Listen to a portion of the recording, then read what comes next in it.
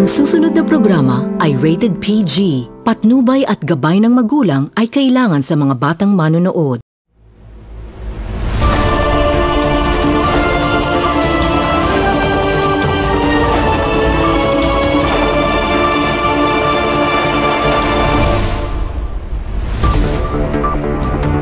Oroqueta City, Misamis Occidental, maayong adlaw. Ako si Joan sa Rigumban, Pasuda alang sa Community Update.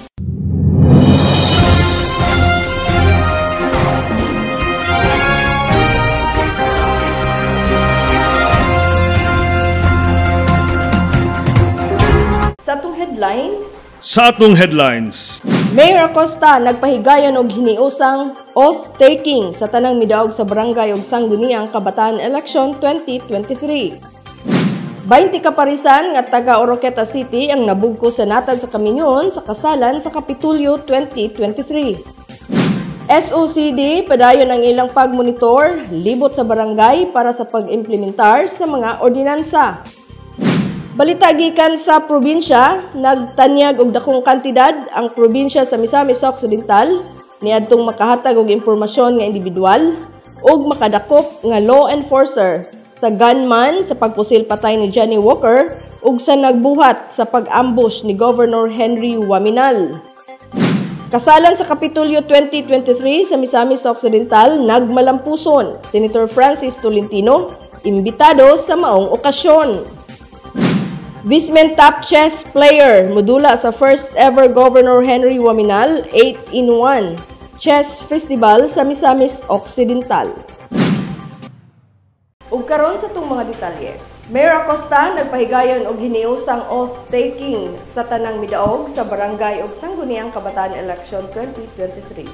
Aniya ang kumpletong detalye. Human sa barangay ug sangguniang kabataan election 2023, nagpahigayon si Oroqueta City Mayor Lemuel Merrick M. Acosta ug usa ka hiniusang oath-taking ceremony sa tanang midaog niadtong November 6, 2023 dito sa B-Front Arena, Oroqueta City. Ang hiniusang oath-taking sa mga bag-ong napiling barangay ug SK opisyal sa 47 ka mga barangay sa dakbayan sa Oroqueta, nagpakita kini og kusog o strength.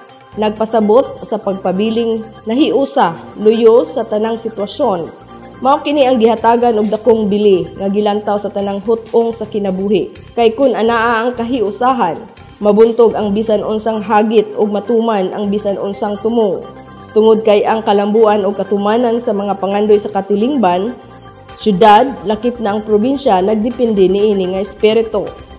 Sa mensahe ni Mayor Acosta, iyang giingon nga humana ang piniliay ug nadungog na ang tingog sa katawhan pinaagi sa pagpili sa mga angayan ug gisaligan nga mga kandidato nga maoy modumala sa rinda sa barangay. Apan nagtangag usab kini og dakong responsibilidad nga ilang pagabuhaton alang sa kalambuan sa barangay. Is we put into actions what we have promised to the people.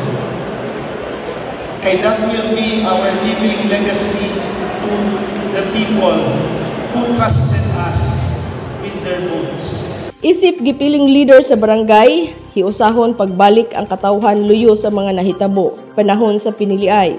Dili magdumot o kalimtan na ang mga panghitabo para sa kahiusahan. Kay importante nga mahiusa nato ang ato ang mga katawhan.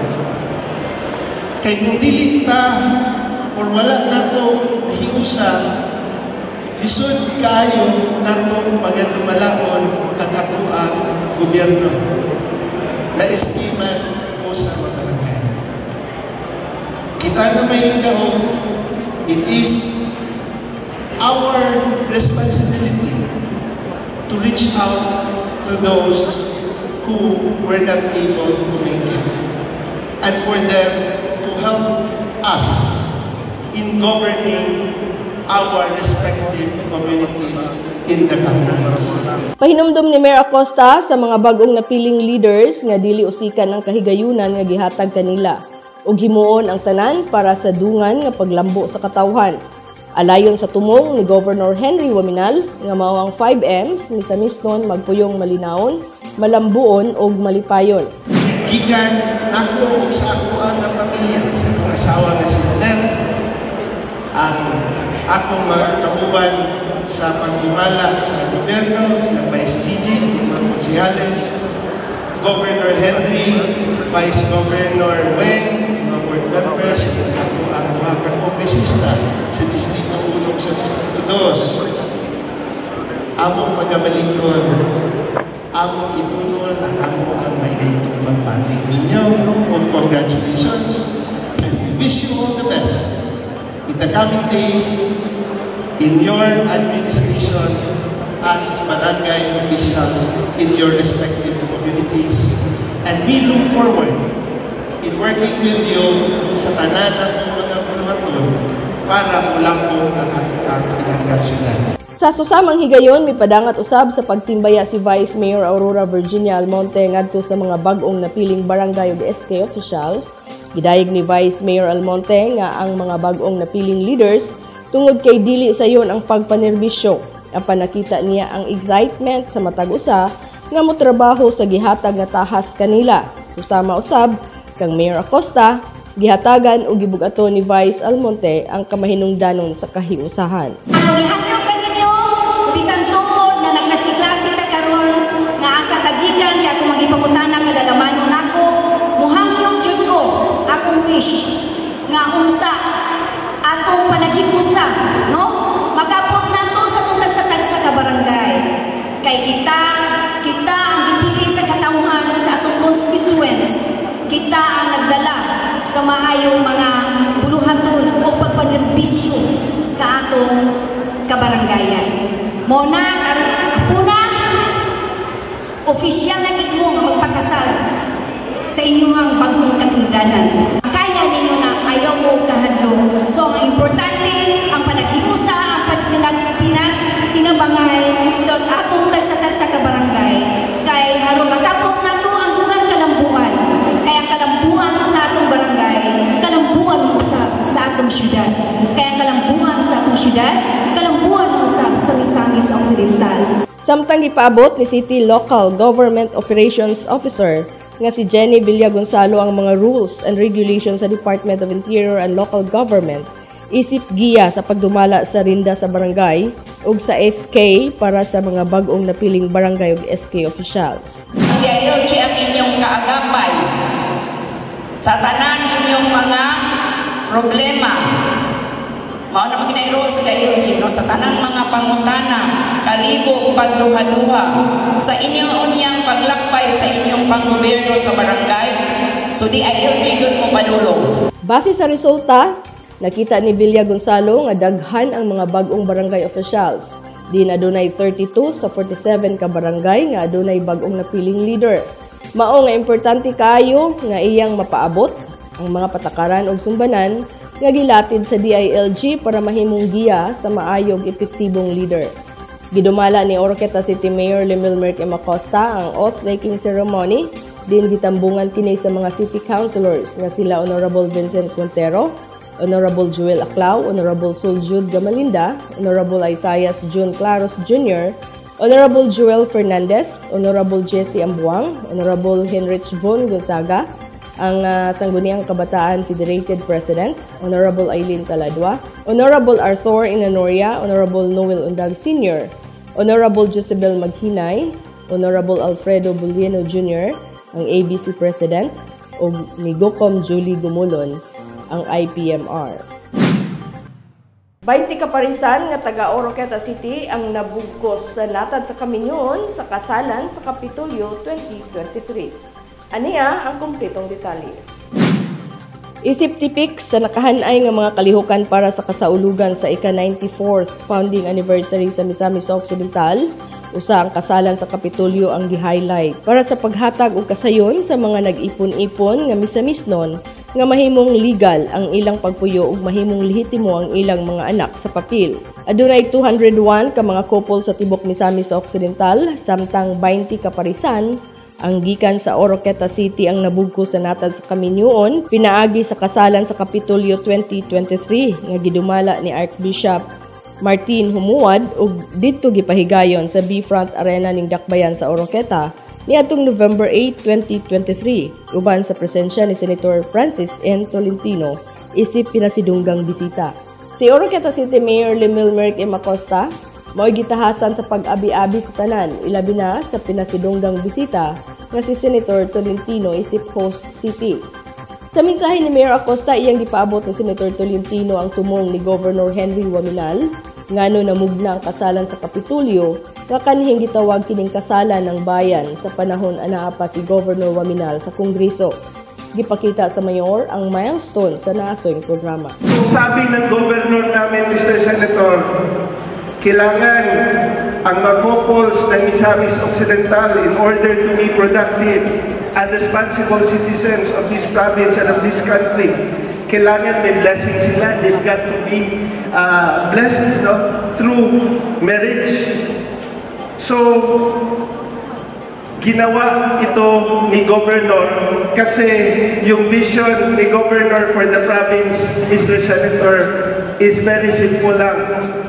Kailangan ang Misamis nun magpuyong, malinawon, meaning peacefully, malabuon, prosperously, and malipayon happily.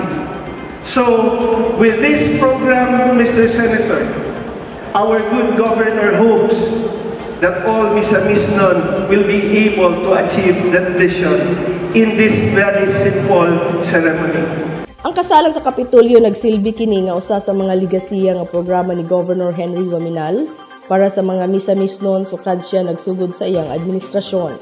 Ang matag bag-ong kasal makadawat og libreng cake, libreng rental sa wedding gown sa mga bride o suit sa mga groom, hair and makeup, aduna pay pre-nuptial photoshoot, bridal bouquet ug adunay 20,000 pesos, matag magtiayon isip cash gift. Ana usab ang presensya ni Vice Governor Rowena Gutierrez uban sa mga board members sa 1st and 2nd District, mga mayors, vice mayors ug adunay pipila ka mga city and municipal councilors sa probinsya. SOCD padayon ang ilang pagmonitor libot sa dakbayan para sa pagpaimplementar sa mga ordinansa. Ania ang kumpletong detalye. Walay hunong ang mga kawani sa Special Operations and Concerns Division kon SOCD nga gipanguluhan ni Archie Ahias sa pagbantay ug pagmonitor libot sa dakbayan sa Oroqueta para sa pagpaimplementar sa mga ordinansa nga napanday sa dakbayan para mapatunhay ang kahapsay ug kalinaw sa syudad. Human sa gipahigayong libreng theoretical driving course kung PDC, naghimo og pag-inspeksyon ang mga enforcers sa SOCD sa mga nagtinda sa tabuan kung aduna bay mga stickers sa mga timbangan aron masiguro ang sakto nga timbang sa ilang mga baligya. Samtang nag-initiate ang SOCD sa pagpanglimpyo sa tabuan area aron mahatagan usab og tubag ang reklamo sa lumulupyo sa basura human sa tabo dito sa kanubay ning dakbayan. Gipaabot ni Ahias ang dakong pagpasalamat sa mga kawani sa Office of the City Public Services kon OCPS nga gipanguluhan ni Engineer Richmond Subong ug sa mga sweeper sa City Plaza nga daling misanong sa hangyo sa SOCD nga motabang sa paghakot sa mga basura. Niadtong November 7, 2023, ang SOCD nagbutang og mga stickers sa mga for-hire motorcycle. Niadtong November 7, 2023, ang SOCD nagbutang og mga stickers sa mga for-hire motorcycle para makita sa mga pasahero ang minimum nga plitihan sa syudad aron masumpo ang mga driver nga mapahimuslanon. Ug lakip nga gibutang ang mga kwalipikadong pasahero para sa 20% discount sa plitihan. Nga mao ang senior citizen, person with disability kon PWD ug ang mga estudyante. Lakip nang gibutang ang mga importante hotline number sa SOCD para sa complaint. City Disaster Risk Reduction Management Office kon CDRRMO ug sa Philippine National Police kon PNP para sa emergency. Balita gikan sa probinsya. Nagtanyag og dakong kantidad ang probinsya sa Misamis Occidental niadtong makahatag og impormasyon nga individual ug makadakop nga law enforcer sa gunman sa pagpusil patay ni Johnny Walker ug sa pagbuhat sa pag-ambush ni Governor Henry Waminal. Ania ang kumpletong detalye. Balita gikan sa probinsya, tungod sa dakong tinguha sa pagkabot sa hustisya aron mapatunhay ang kalinaw ug kahapsay sa probinsya sa Misamis Occidental, Mibarog, batok sa krimen ang provincial government para sa madali ang pag-ila sa mga responsable sa krimen nga nahitabo sa probinsya. Nagtanyag ang probinsya og dakong kantidad isip reward ngadto sa mga individual ug law enforcer nga adunay mahinungdanong impormasyon nga mosangpot sa pagdakop sa mga suspect sa mosunod nga mga kaso. Unang kaso mao ang pagpatay sa broadcaster nga si Juan Johnny Walker Humalon nga nahitabo ni adtong November 5, 2023. Adunay reward nga 500,000 alang sa bisan kinsang individual nga makahatag og impormasyon nga motultol ngadto sa gunman nga nagpatay sa komentarista nga si Johnny Walker. Samtang adunay 3 million nga reward alang sa bisan kinsa nga law enforcer nga makadakop sa gunman nga nagpatay sa komentarista nga si Johnny Walker. Ikaduha nga kaso mao ang pag-ambush ni Governor Henry Waminal. Adunay reward nga 1 million sa bisan kinsang individual nga makahatag og impormasyon ni adtong misuway pagpatay o pag-ambush. Pinaagi sa improvised explosive device batok kang Governor Henry Waminal Sr. 5 million alang sa bisan kinsang law enforcer nga makahatag og impormasyon nga mosangpot sa pagsikop sa mga kriminal nga misuway pagpatay og pag-ambush pinaagi sa IED explosive batok kang Governor Henry Waminal Sr. Nagtuo ang provincial government nga pinaagi niini makatabang nga mapadali ang kasulbaran sa sunod-sunod nga krimen sa probinsya. Kay ang katawhan sa probinsya sa Misamis Occidental adunay katungod nga magpuyong malinawon diha sa panag-uyon sa usag-usa isip usa ka katawhan nga adunay usa ka direksyon padulong sa kalambuan sa atong minahal nga lalawigan. Ug ang malapasong mga elemento dili ang ngayon hatagan og luna sa katilingban. Aron makabot ang atong tinguha nga ang Misamis nun magpuyong malinawon. Kasalan sa Kapitolyo 2023 sa Misamis Occidental, nagmalampuson Senator Francis Tolentino, imbitado sa maong okasyon. Ania ang kumpletong detalye. Kasalan sa Kapitolyo 2023, usa sa mga highlights sa ika-94 anibersaryo sa probinsya sa Misamis Occidental, nagipahigayon sa B-Front Arena, Oroqueta City niadtong November 8, 2023. Nabugko sa kaminyoon ang 201 ka magtiayon sa usa ka malipayong panaghiusa nga gidumala ni Arsobispo Martin Humuad nga gihatag nga libre sa provincial government sa mga kwalipikadong couple beneficiary. Ang kalihukan sa kasal gitawag kaniadto nga kasalan ng bayan nga giduso sa usa ka bisyonaryo nga inisyatiba sa Working Governor Henry S. Waminal para sa katawhan nga mahatagan sa kasayon nga mamahimong legal ang panag-ipon. Naanda na ang kasalan ng bayan sulod sa siyam na katuig niyang paglingkod isip kongresista sa ikaduhang distrito sa lalawigan ug sa iyang paglingkod sa katungdanan isip gobernador sa Misamis Occidental sa miaging tuig. Gipalapda ni Governor Waminal ang programa sa tibok probinsya sa Misamis Occidental aron mas daghan ang makapahimulo sa mga benepisyo. Ang nagunang tumong ni Governor Waminal sa pagduso sa maong programa mao ang paghatag og kahigayunan sa mga Misamisnon nga makabaton og bisente nga kasal. Nagsilbi kini nga testamento sa malungtarong kasalig sa panaghiusa sa komunidad. Ang kalihukan gitambungan ni Senador Francis Tolentino isip pinasidunggang bisita. Ang iyang mensahe naghatag og kinabuhi sa okasyon nga nagpakita sa espiritu sa panaghiusa ug mapalawman pa ang kamahinungdanon sa commitment. Gihulagway ni Senador Tolentino nga ang pagpakasal o ang pagdawat sa marriage vow susama sa pagdawat sa kaakuhan sa usa ka politiko dala ang commitment tali sa katilingban o sa katawhan nga maserbisyuhan o maprotektahan. Ang pag-iisang dibdib ay isang commitment. Tama rin po siguro na dagdagan ko, yung mga nananong barangay officials ngayon ay nagkaroon din ng bagong commitment. Tama rin po na ipaliwanag ko ng kaunti, yung mga local officials na naririto ay para rin pong kinakasal. Tuwing dadalo kayo sa isang seremonya, para pong inuulit ninyo yung inyong marriage vows sa inyong nasasakupan. And you have the commitment to serve. And you have the commitment to protect others. Ganon din po siguro yung pagdadaanan ng mga ikakasal ngayon. Gikalipay ni Senador Tolentino nga naimbitahan siya sa kasalan sa Kapitolyo ug naglaom siya nga maimbitahan usab siya sa ika-100 years founding anniversary sa Misamis Occidental. Bihira po ang umaabot ng 100 years na merong na ipapakita pagkakaisa, merong na ipapakita kaunlaran. Kaya tamang-tama po yung inyong, diniscribe na po kanina ni Sir, yung inyong tema, Misam-isnon, magpuyong, malinawon, malumbuon o malipayon, o sinabi niya kanina, Misam-isnon, living peacefully, prosperously, and joyfully. I hope that the next 6 years will pave the way for a greater Misamis Occidental.